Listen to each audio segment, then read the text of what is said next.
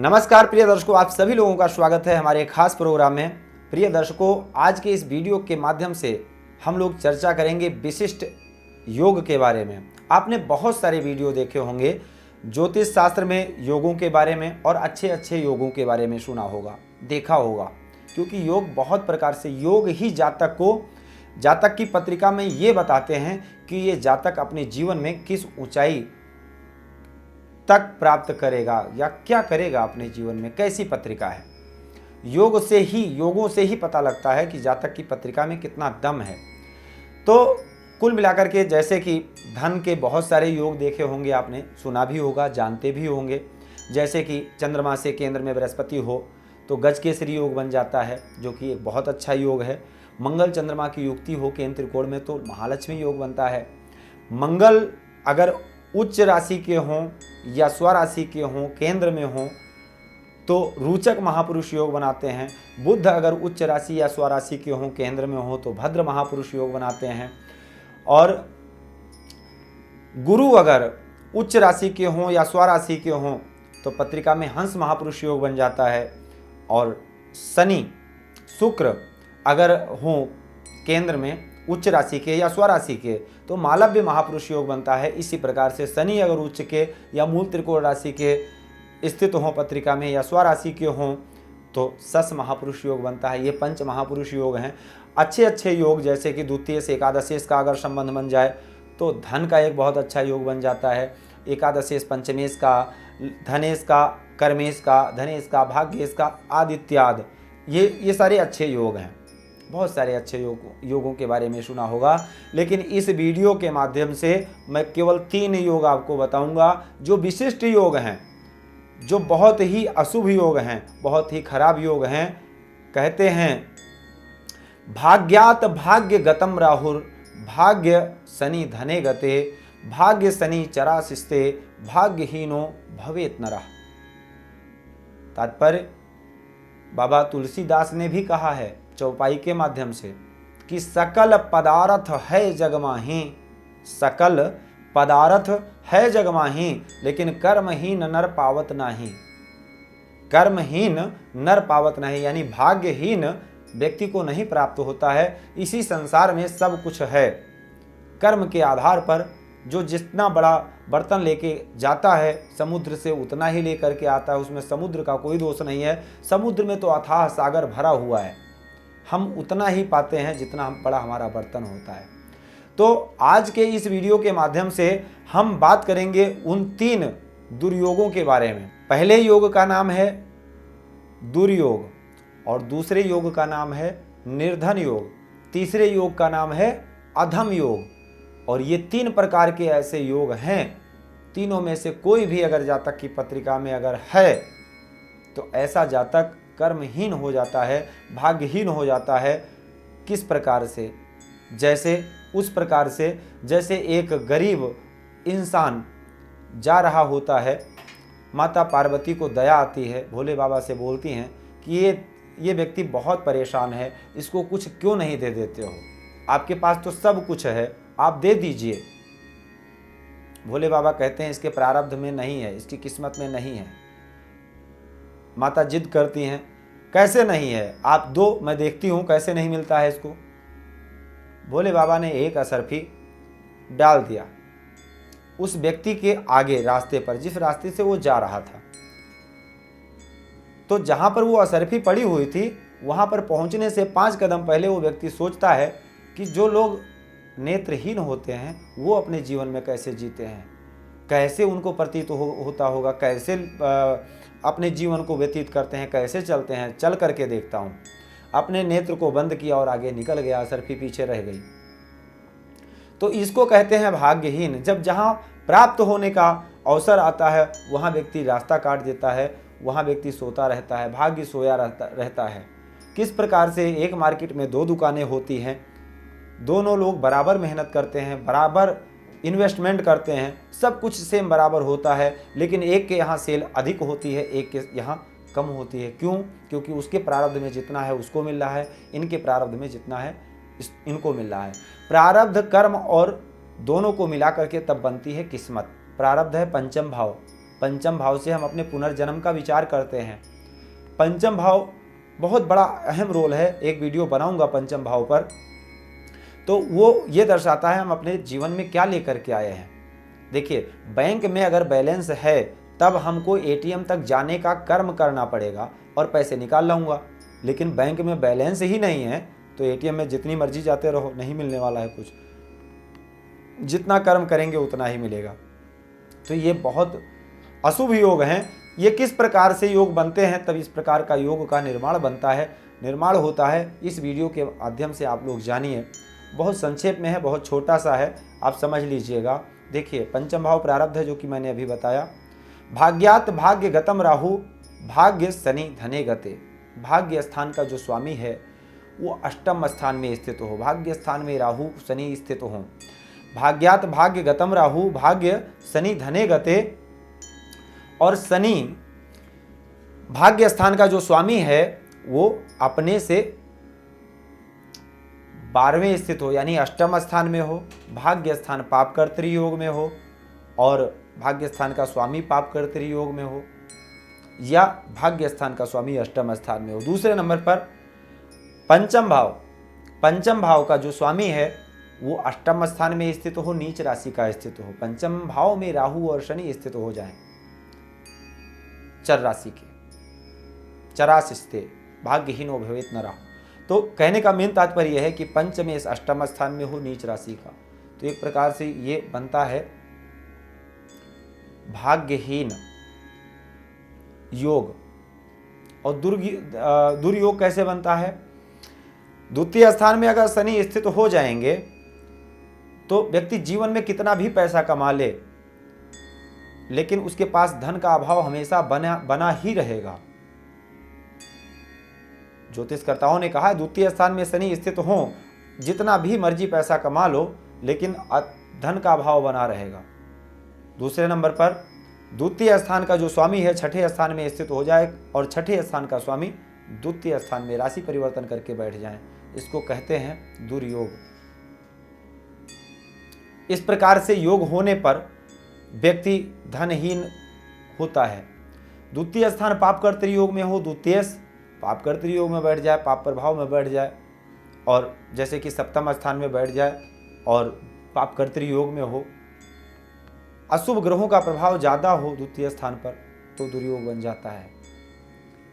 विशेषता ये दो ही योग हैं, द्वितीय स्थान में शनि और द्वितीय और खष्टेश का राशि परिवर्तन, द्वितीय का पाप कर्तरी योग में होना। ये बहुत बड़ा प्रभाव डालता है हमारे जीवन पर, विशेषता धन के लिए, क्योंकि द्वितीय स्थान कुटुंब है और द्वितीय स्थान जब प्रभावित होगा तो कहीं ना कहीं द्वितीय स्थान पर अगर शनि देव स्थित होते हैं तो उनकी चौथी दृष्टि पड़ती है चतुर्थ भाव पर, जो कि हमारे पैतृक संपत्ति को दर्शाता है, सुख को दर्शाता है।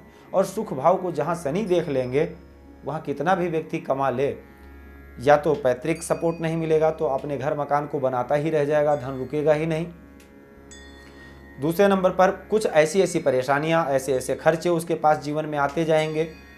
धन आएगा, ऐसा नहीं धन नहीं आएगा, धन खूब आएगा, रुकेगा नहीं, हमेशा धन की तंगी बनी रहेगी। द्वितीय खष्टेश का योग बनेगा तो ऋण योग बन जाता है। और तीसरा बड़ा योग है जिसको अधम योग कहते हैं, वो किस प्रकार से बनता है? वो बनता है जब जातक की पत्रिका में सूर्य और चंद्रमा एक साथ स्थित हो जाएं। कैसे युक्ति होते हैं? देखिए, आप अगर ज्योतिष में रुचि रखते हैं तो आपको बहुत अच्छे से पता है कि सभी ग्रहों का शुभाशुभ जब पढ़ाया जाता है या जाना जाता है, सभी ग्रहों का शुभाशुभ तो आप जान चुके ही हैं। और बुध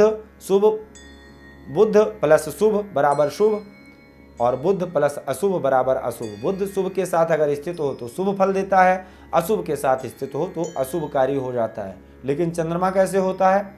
चंद्रमा होता है सूर्य से 72 अंश पीछे, सूर्य के अंशों से 72 अंश पीछे जब चंद्रमा संचार कर देता है तो वो पीड़ित हो जाता है, क्रूर हो जाता है। और 72 अंश आगे जब 72 अंश से आगे जब निकल जाता है, सूर्य के अंशों से 72 अंश आगे जब निकल जाता है तब चंद्रमा शुभ हो जाता है। सूर्य से 72 डिग्री पीछे, 72 डिग्री आगे तक चंद्रमा अशुभ माना जाता है। एक तिथि 12 अंश की होती है, एक तिथि बराबर 12 अंश, तो यानी 12 छक 72। एक 6 तिथियां सूर्य से पहले, चंद्रमा सूर्य से पहले यानी 6 तिथि और सूर्य के बाद की 6 तिथि। इसीलिए ये जो 12 तिथियां हैं, 6 तिथि सूर्य से पहले की, 6 तिथि बाद की, ये इसमें जब चंद्रमा का संचार होता है तो चंद्रमा अशुभ माना जाता है। वो कब होता है?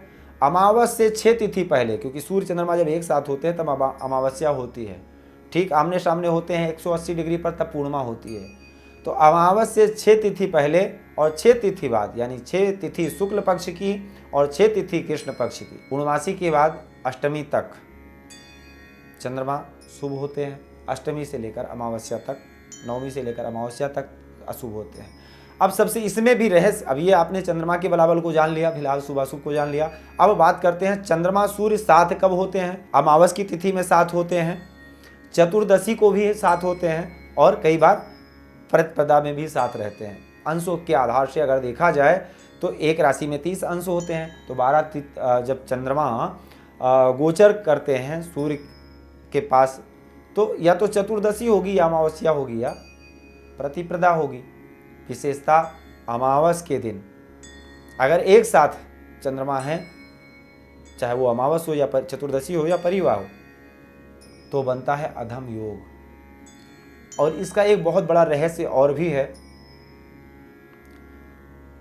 कि जब सूर्य चंद्रमा साथ होंगे, चंद्रमा अशुभ हो जाएंगे, चंद्रमा मन के कारक होते हैं, और गर्भाधान का जो संयोग होता है, इसीलिए अमावस, एक वीडियो हमने बनाया हुआ है गर्भाधान मुहूर्त के बारे में, आपको प्लेलिस्ट में मिल जाएगा।